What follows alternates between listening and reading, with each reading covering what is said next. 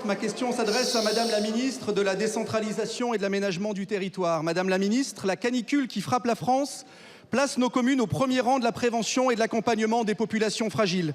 Je pense en particulier à nos aînés, aux personnes en situation de handicap ou aux mal logés. Dans de nombreuses villes, les élus, les membres et les agents des centres communaux d'action sociale sont les plus fins connaisseurs des situations de précarité ou d'isolement. La solidarité locale est ainsi le meilleur outil pour lutter aujourd'hui contre les effets de la chaleur et au quotidien contre toutes les situations de fragilité, avec les visites au domicile, les appels téléphoniques, la mise en place de points d'accueil rafraîchis.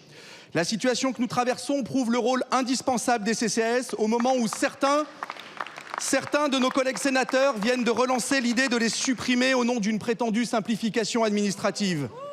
Une tentative similaire du précédent gouvernement avait heureusement été retirée face à la large opposition des parlementaires, des associations de solidarité et des élus locaux qui n'étaient nullement demandeurs, pas plus qu'ils ne le sont aujourd'hui.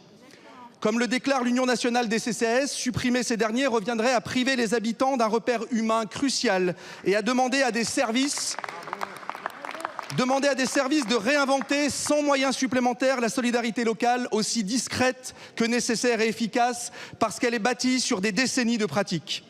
Dans ma ville de Saint-Étienne, 30% des foyers vivent sous le seuil de pauvreté.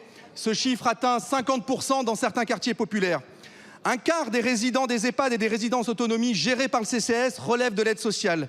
Alors pour Saint-Étienne, comme pour toutes les autres communes, cette proposition fait peser le risque d'une casse sociale majeure en fragilisant le premier réseau de solidarité de proximité, alors que la précarité explose, accentuée par la déshumanisation et le recul généralisé des services publics. Alors Madame la Ministre, ma question est simple. Comptez-vous renoncer et vous opposer à cette mesure confuse et contre-productive? Je vous remercie. Merci, monsieur le député. La parole est à Madame Françoise Gatel, ministre chargée de l'aménagement du territoire et de la décentralisation.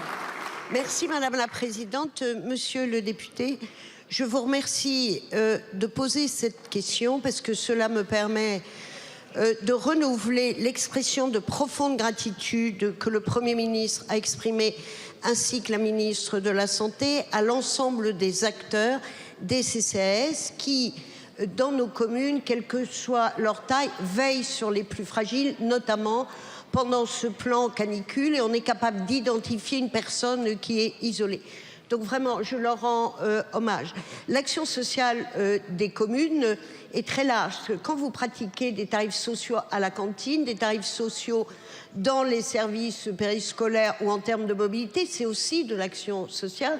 Mais force est de constater que, comme dans votre ville, certaines collectivités gèrent à travers les CCAS des établissements extrêmement nombreux et importants, notamment comme des EHPAD. Vous l'avez dit, il y aura cet après-midi une proposition de la part de sénateurs de rendre facultatifs les CCAS. Le gouvernement s'y opposera. Je vous remercie. Merci beaucoup, Madame la Ministre.